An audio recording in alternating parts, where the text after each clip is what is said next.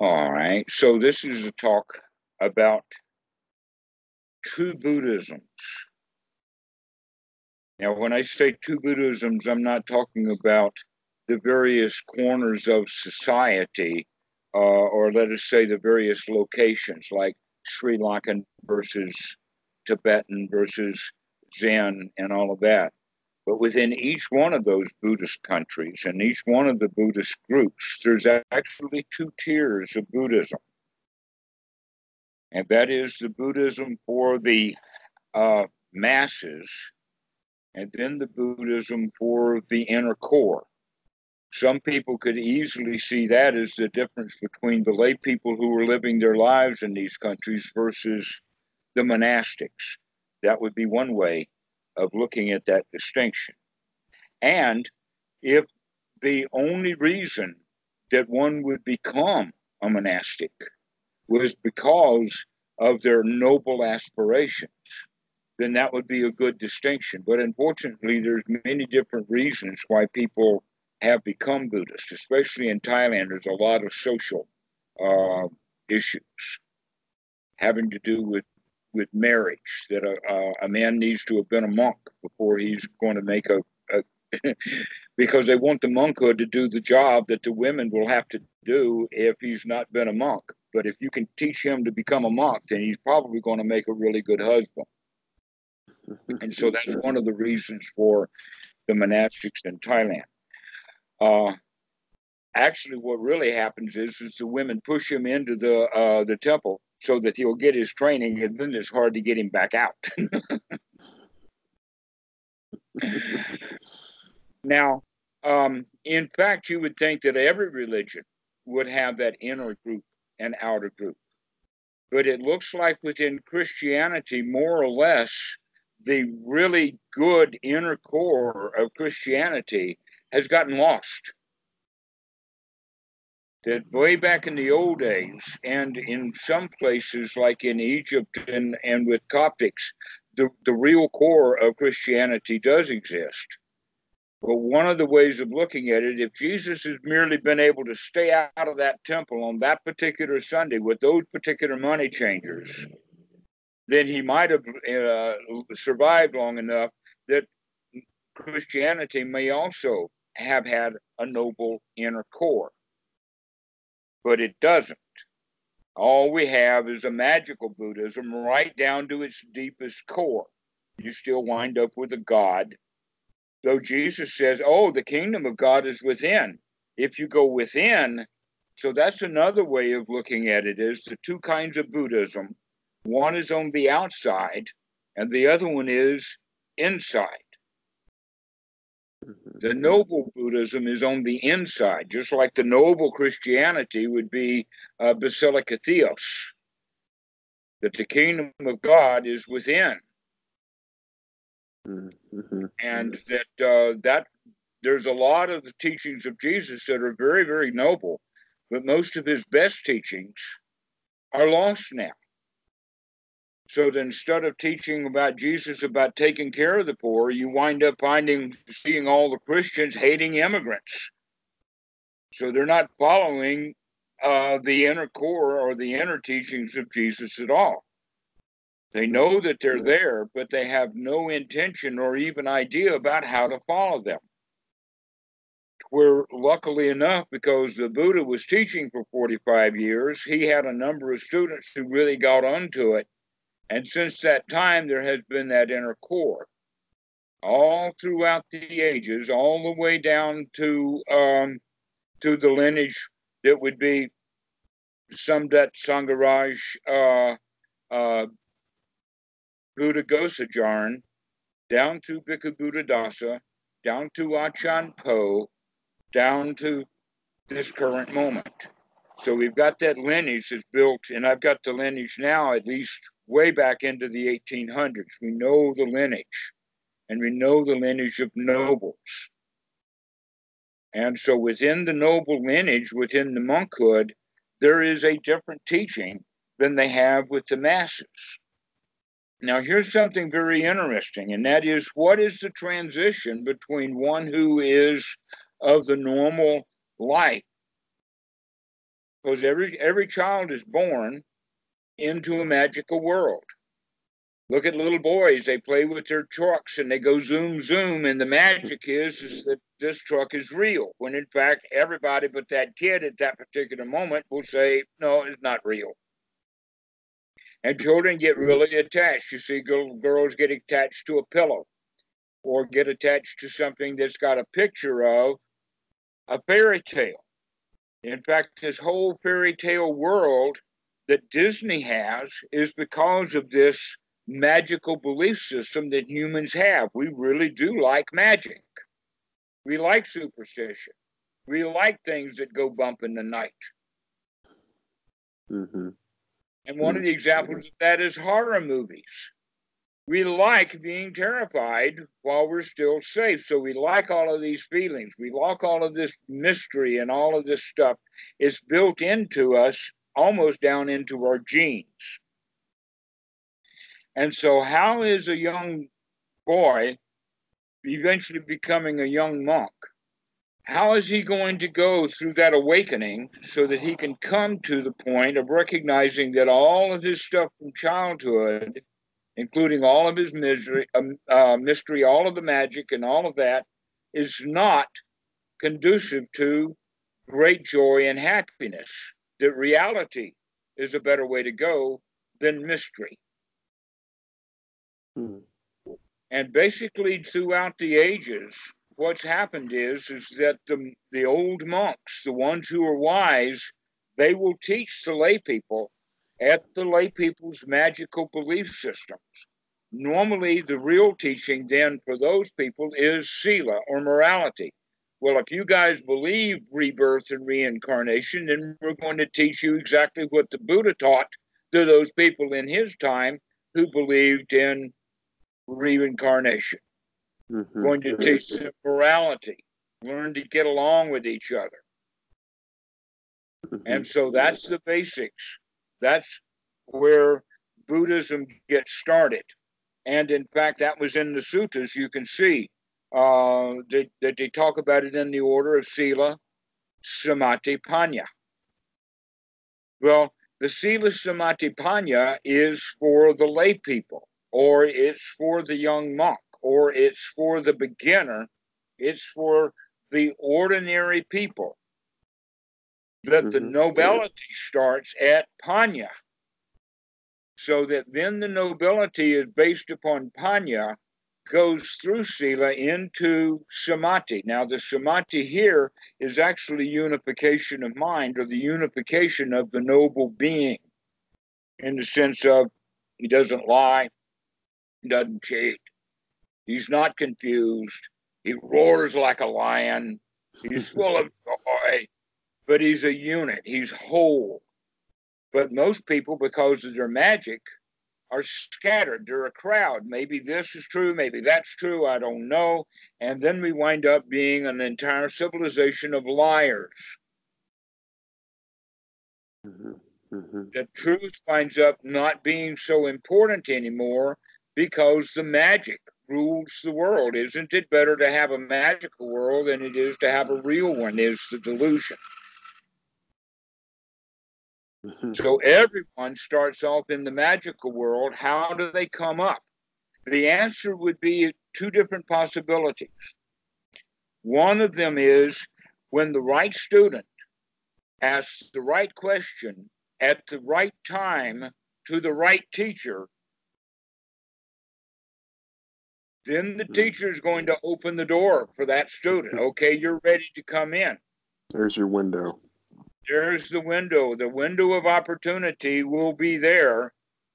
And that's how the Noble Dhamma has been transmitted for many, many centuries, because it was too dangerous to let the real Dhamma out, because there will be people who will be so attached to their own magical belief system that they will reject the nobles. And so there's a bit of, let us say, not subterfuge, but more of covering over. The concept is covering it over with leaves. Let's just not deal with that issue until the right time. what that has led to is a duality of teaching, so that even the nobles, when they're teaching, will teach at two levels. One way of doing that is that you're having a very, very long talk, and maybe 2 hours. For the first hour, you'll talk to the lay people about morality and sila and all of that kind of stuff until they're becoming satisfied and possibly bored. And the nobles are waiting in the wings, so that when the second half of the talk comes, that's when teachings of anatta will come up. And somehow or another, the lay people don't get that he's changed reference now. That there is the outer stuff that we deal with first, and then there's the inner core that comes later. The Dalai Lama teaches that way. Most of the monks that I know, Ajahn Chah teaches that way. Ajahn Mahaboa teaches that way, and yet these are well-known arahants. So what made Bhikkhu Buddhadasa different was not that he was not noble, but that he decided that it is time in history now to just lay it out. Let's let the Noble Dhamma come out into the public world. Now, one of the ways that we can look at it is go back into history. The history is according to Bhikkhu Dhammarato, he's done some research and found that it shows up in the Rig Vedas at about 800 BC is when the Brahmins decided to use a trick to stay in power. The trick that they used to stay in power was to say, oh, well, we're the priests, we're the ones who run this and that, and the Brahmins have to be respected. Never mind that we don't have the military power anymore, but we still are the Brahmins, and that we own the world, and that we are Brahmins because we were born Brahmin, and you were not Brahmin because you were not born Brahmin. You do not know how to behave like a Brahmin. And what makes Brahmin special, and here's the trick, is because we were good in the past. And you were not Brahmin because that means you were not good in the past.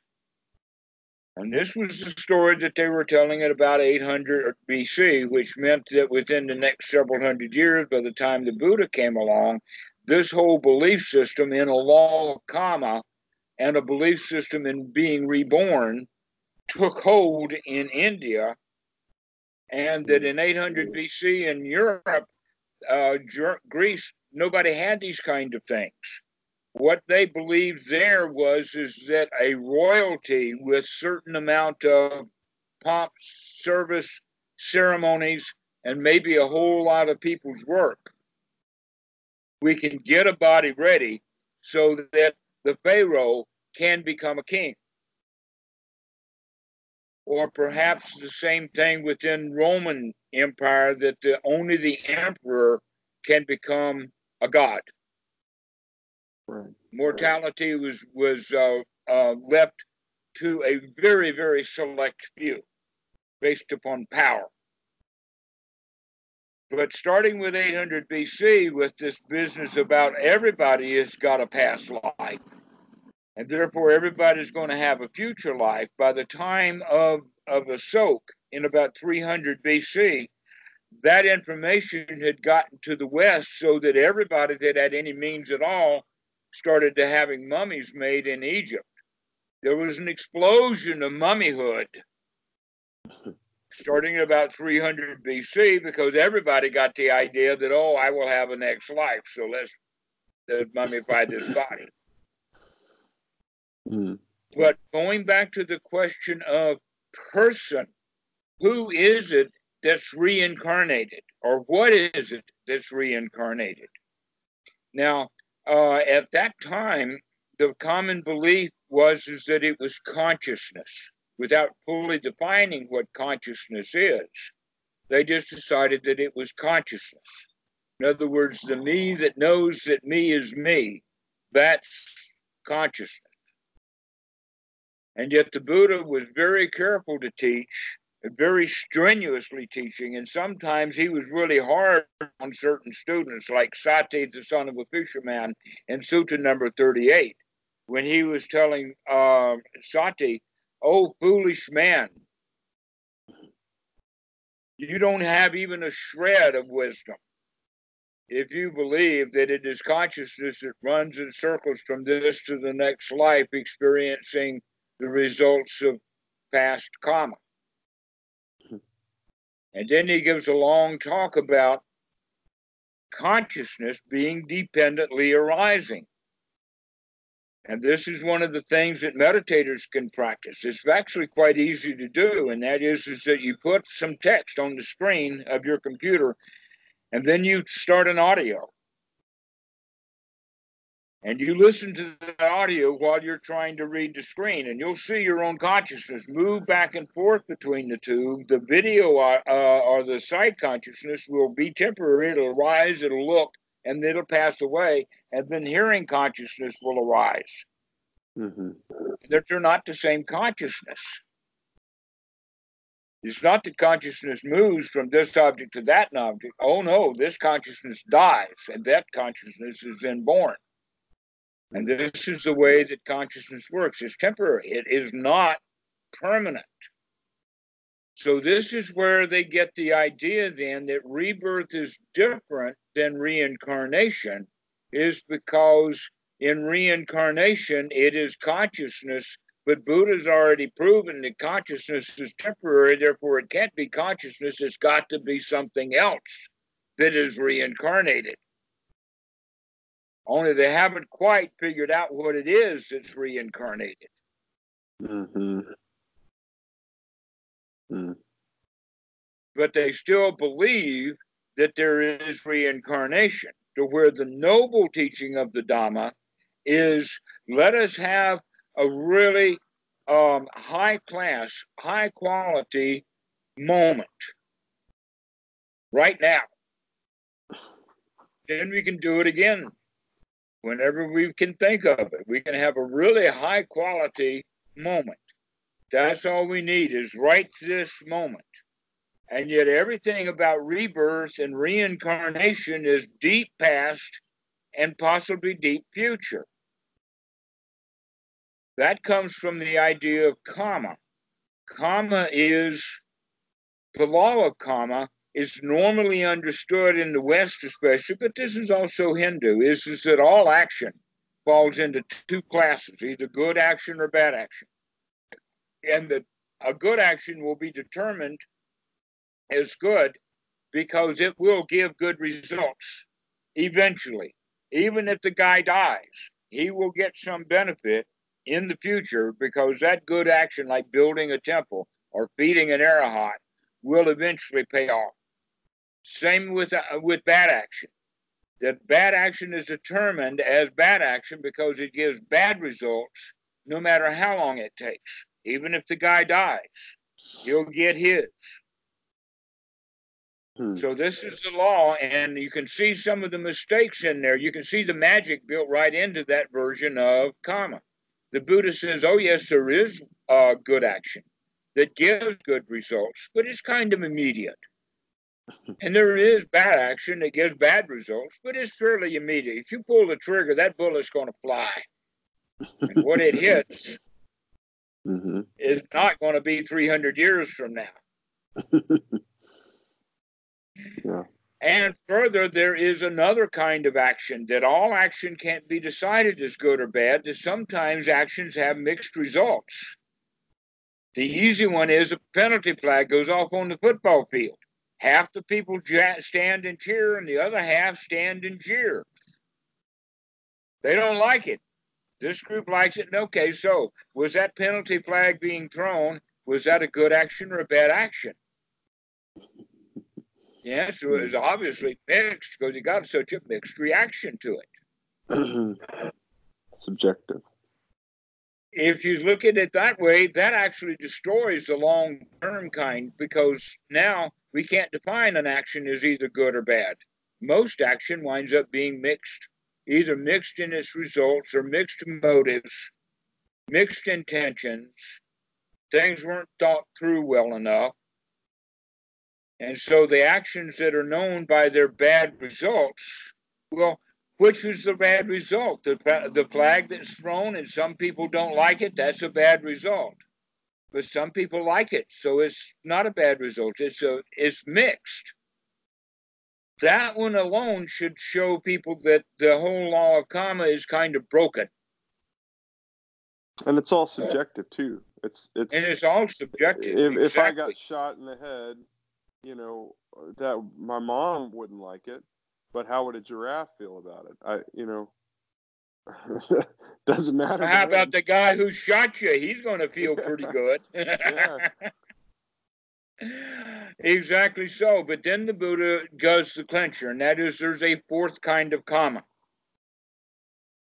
The fourth kind of karma is not mixed in the sense of it has both good action and bad action, and it's got a good result and a bad result mixed together. There is also the kind of action for the noble that is neither bright nor dark. And it has results that are neither bright nor dark. But that kind of action leads to the end of action. This is right there in the sutras. Action that leads to the end of action. Well, if all of our actions have been based upon greed and ill will, if we stop with the greed and stop with the ill will, then the new actions that we take will not be greed and ill will oriented. They'll be much more passive, or let us say of a very slight mixed result, but it won't be bright and it won't be dark. Clearly, one of the ways of talking about it is that if you're avoiding suffering, then your actions are not going to be causing suffering. Therefore, you're not creating any bad actions. The other one is that you're not doing things like making merit or trying to get something now to suck up to somebody so that you can get some value from it later. Mm-hmm. So we're not out doing good actions so much. This is what then begins to lead, well, there's nothing to do now. No place to go, nothing to do. I can just sort of let that fourth law of karma do its job and bring things to the end of action. But this is the normal. Most of the Buddhists, for instance, most of the Buddhists that are going to be on Reddit, most of the Buddhists who are claiming they're Buddhists, most of the Buddhists who read Tricycle Magazine or The Lion's Roar, all of those are ordinary Buddhists. Most of the teachers are ordinary Buddhists. Nobility is uncommon in the West. And most of the nobility that you'll find in the West is not Westerners, it's Asians that are occupying Asian temples in the West, brought there by Asians. The Asian lay people, when they go get a monk in Asia to bring to the West, they know what they're looking for. It's the Westerners who don't have a clue because they don't have this long tradition of nobility that you see in Thailand. Even though a particular monk will not claim anything, does not mean that people are not talking about it, sometimes widespread. That Ajahn Mahaboa was well known to be an arahant and widely accepted. And in fact, because they're in Thai, most Westerners don't see it, but I've seen videos where he's giving a talk to 5,000-6,000 people. I mean, there's just a sea of people that all flock to Mahaboa. He's that well known, but he's not the only one. There's a lot of really, really well-known monks in Thailand who don't ever claim anything for themselves, but the lay people know what they're looking for. Mm-hmm. Brenda told me about a conversation that she overheard on the boat trip over between Marut and an elderly Thai man. And Brenda knows enough Thai that she knows exactly what they were talking about. And that the question was, is Ajahn Po an arahant? And Brenda was all upset about, well, how can Pramarut talk about Ajahn Po being an arahant? And my answer that I never gave Brenda, but I did have the answer is that, Brenda, if you know what you're looking for, you'll be able to answer that question for yourself. Mm-hmm. Mm-hmm. If you know all of the traits of an arahant, then you can name them. You can look at this guy. You can decide for yourself that he is an arahant or not. And that's how he's known. He's known because of his behavior.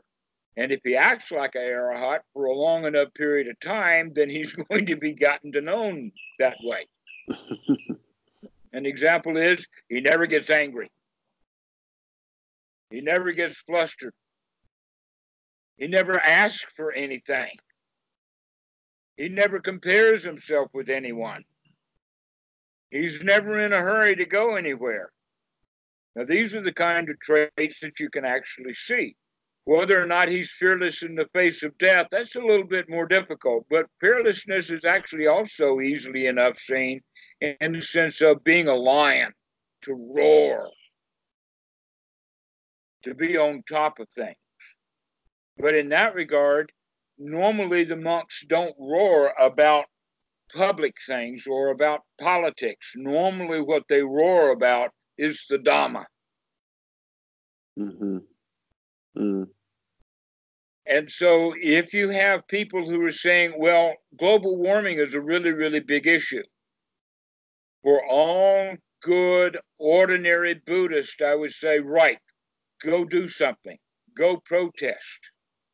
But you know what the nobles will do? They don't drive cars. Mm-hmm. Yeah. They don't eat meat either. Well, they eat what they're given. Okay. Ah, yeah. I gotcha. That they're not going to tell a layperson, no, I don't want your food. Mm-hmm. No, they take what they're given, not choosing. Right. Got this Toyota out here in the yard, and I'm in it about once a month, going 12 miles. I just calculated it not long ago. It has not been off of this island but 3 times in 5 years. Wow. And this island is a small island. And it has never been out of South Thailand since it came. So how many miles does it have on it? I don't know. The speedometer broke long ago. Okay. It's that old. It's a 97, right? It's getting up there nearly 20 years now. Actually 22. But the point is that nobles are going to deal with their global warming issues by having themselves a very small footprint and advertise to others to have a very small footprint. For the ordinary Buddhist, maybe they should start practicing having a very small footprint too, to come down to just living the 4 requisites. And Toyota pickups is not a requisite, nor is a Ferrari. You do not need a Ferrari to live. I know some people who would say, oh, wait a minute. If I had a Ferrari, I could really live. I'm not sure about that. But the point is that a noble would say, okay, if you're wanting to do that, go for it. But a more noble thing for the ordinary Buddhist to do is to make their own mind noble and live their own life in a noble way and invite others to start living in a noble way rather than in a reactionary way. Mm-hmm. It does not matter how global warm this place comes, I'll be happy until I'm dead. Mm-hmm. And I do not know how that death is going to come, but death is going to come. It may be due to global warming. Who knows? Right. But it's not my job to solve global warming. My job is to be happy. And if the nobles have that kind of influence, then we can help others be happy, one at a time. Mm. one person at a time. So, Yeah. so activism is actually dealing with the right problem in the wrong way. All right. Activism means that I feel bad about that issue, therefore I'm going to go out and make other people feel bad to show them how bad I feel, and if they start feeling bad, maybe they'll do something about it. Reacting to your own guilt, or Exactly. That's the right way to deal with those feelings about I'm afraid about global warming, is to go deal with the fear. Mm-hmm. Go get our own mind cleaned out. That's the right way to go. I think that most people, unless they experience it, it can't be communicated to them that you're only going to be contributing to this reactionary cycle unless you can end it within yourself, because you're still going to have the competitive nature. You cannot get rid of that competitive nature or the conceit or the self-consciousness that's just going to plague everything, you know. You got it. Yeah. That's exactly right. So activism actually has two possibilities. One is that we harm ourselves, and two, our harming ourselves also winds up harming the issue. For instance, if the activist says, oh, I'm going to go be active in Washington, D.C., he's got to drive his car all the way to Washington, D.C. just to protest it, okay? The right kind of protest is get out of the car. my friend who wanted a Tesla so bad, and now he's tied himself to a $50,000 debt to have this electric car so he doesn't pollute the globe. But how many business trips, how many flights is he going to have to take? How many times is he going to have to rent an Uber or whatever? To how much suffering is he going to cause to get this $50,000 electric car that he thinks is somehow helping? Yes, exactly. You've got it. You've got it. That the cost benefit analysis almost proves that anything we do is not going to be necessarily beneficial, that ultimately the right thing for each one of us to do is less. Mm-hmm. That's the right way. Let's go down to bare requirements. What are the things that I need? Here's a very good question for anyone who has gotten success in meditation.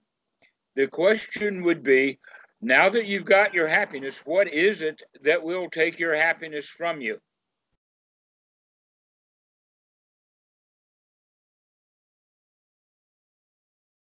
What will take the happiness from me? Getting fallen down drunk? That might do it. So that's something to be avoided. Having the refrigerator fall on me.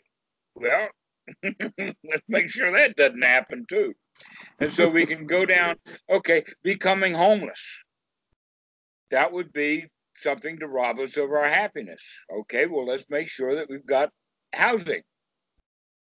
And so we tick those things off to say, okay, these are my bottom lines. And my job is to make sure that those bottom lines are maintained. And after that, I'm free to go. Good to go. Yeah, so this is the way. Landed. And I would imagine that global warming would not be on anyone's list of requisites that I demand, I have to have. I cannot live or survive if the temperature goes up 1 more degree. Nobody's going to have that. No, starving, not having any food for 3 days, or maybe you're not having food for 3 hours for some people. Will put them in a state of unhappiness, dissatisfaction, back into a state of suffering. So these are the ways of looking at it, is let's get ourselves in a state of satisfaction, and then we can help others get into a state of satisfaction. But to do that, we have to give up past and future so that we can learn to be happy the way things are right now. In that regard, there is no room for rebirth or reincarnation or any of those kind of beliefs, because they keep us stuck in the past and in the future, or wanting things. But if anybody says, well, maybe if I decided to not believe in rebirth, how would I feel?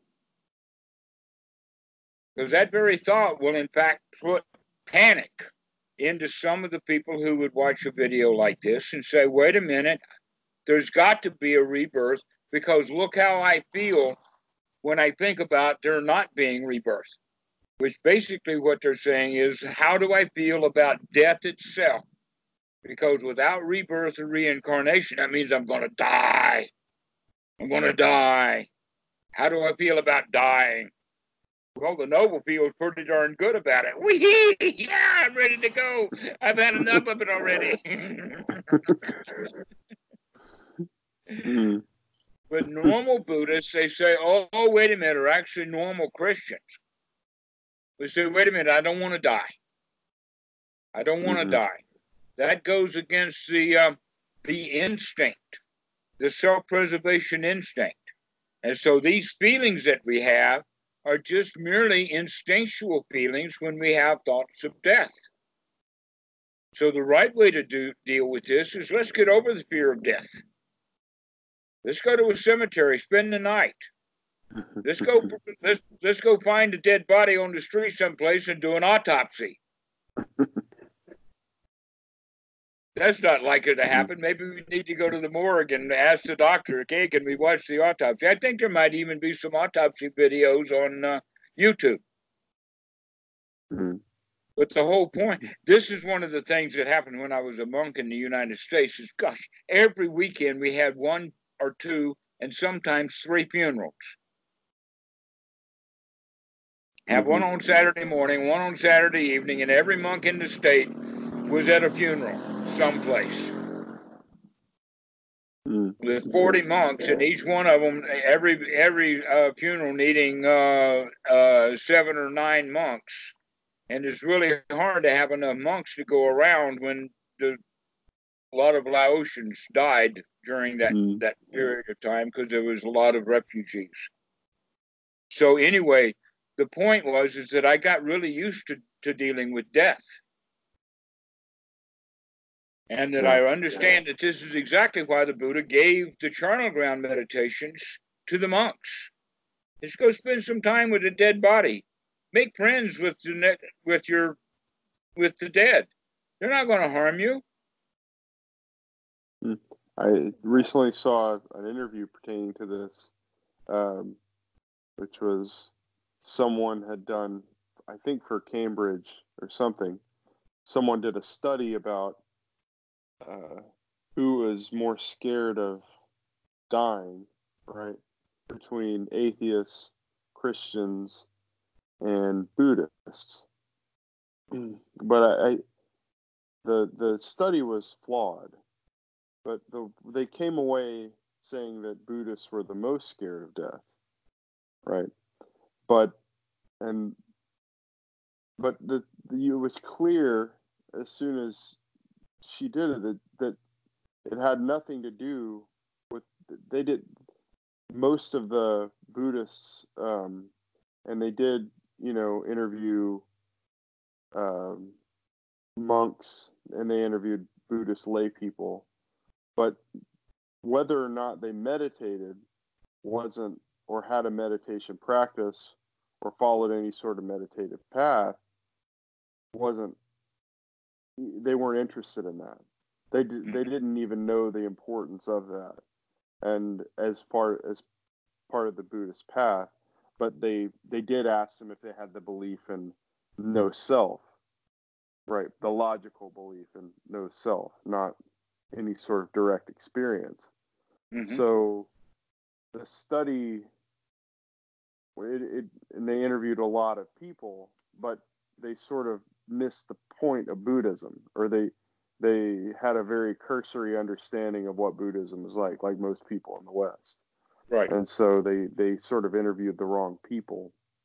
And I think if you do interview Buddhists who only have a logical understanding, there's probably more reason for them to be scared, because in Christianity, you've got this promise: you do this one thing, you're going to heaven. And you know, and then you have people who are more apt to lie about how they really feel about death. You know, right. So it's kind of confusing in that way, but Well, I would go so far as to say, yes, perhaps ordinary Buddhists are in fact afraid more of death, partly because, you see, within Christianity, they've got a 1-2 punch. One is to take Jesus as your Savior, and thou shalt be saved. But then the second punch is really the knockout blow, and that is forgiveness. Mm-hmm. Forgiveness, right? The Christians keep getting forgiveness over and over and over again. Okay? Mm-hmm. When the atheists are there, the atheists are coming out of the magical beliefs of Christianity, but they don't have this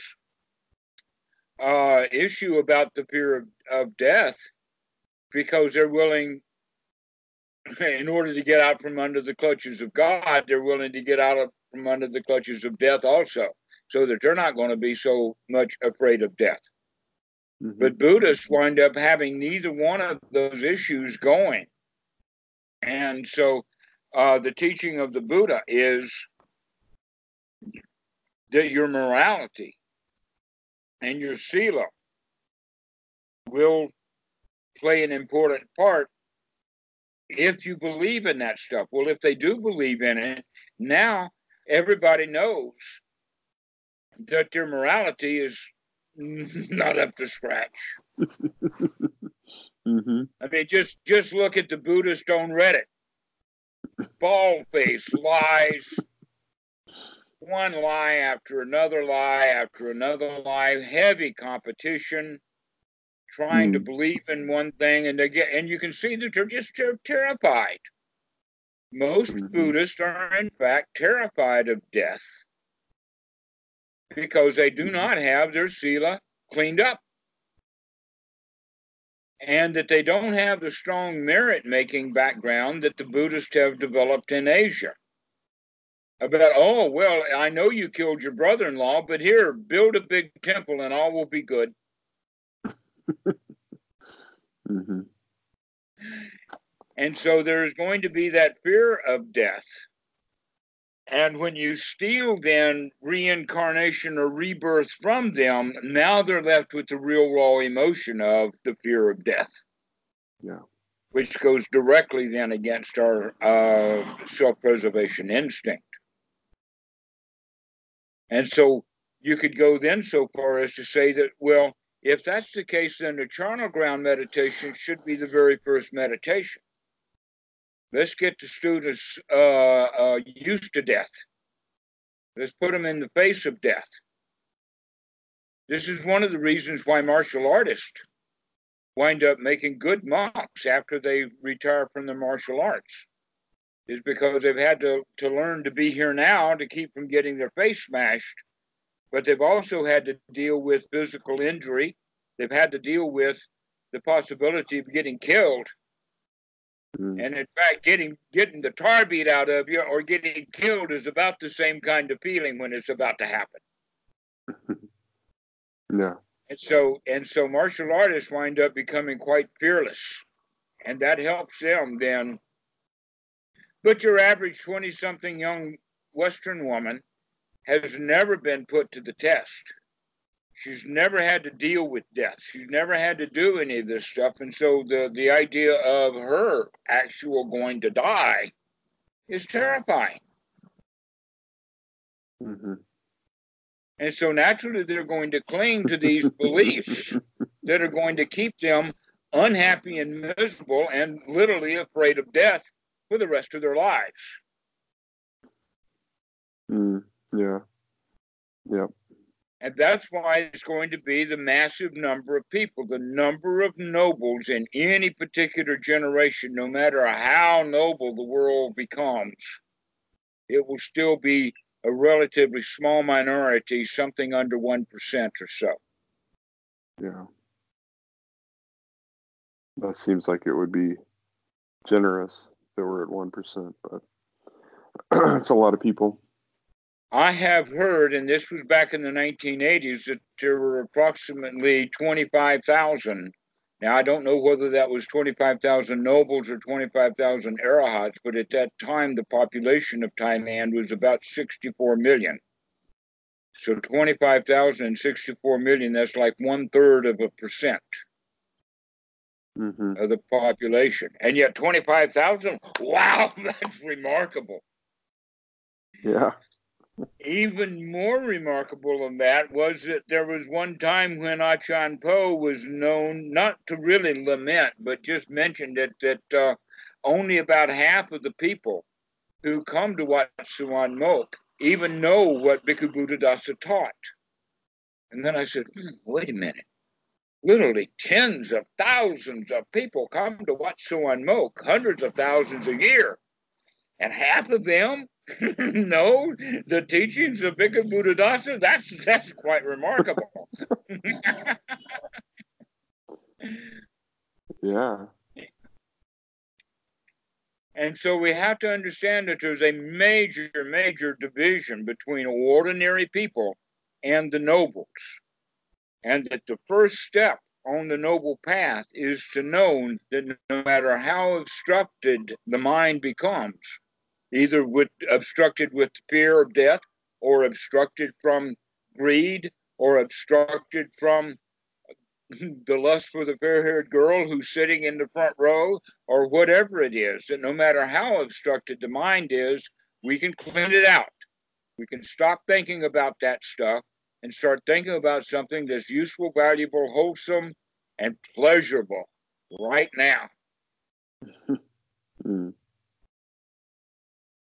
Yep. To come out of the future, to come out of the past, and to come to be here right now. That's the first step of nobility. And people can do that. They can get on the noble path. It's a good path to be on. Yes. That phrase about how obstructed the mind gets, I use that a lot. That no matter how obstructed it gets, I can clean it out. I can come back to this present moment and be happy in this present moment. That's a the real way. Refuge right there. Just to know. Yes. You can do it. Well, it was good talking to you, Dhammarato. I'm about to have to go. All righty. We'll see you. Great talk tonight. See you. Bye. Bye-bye.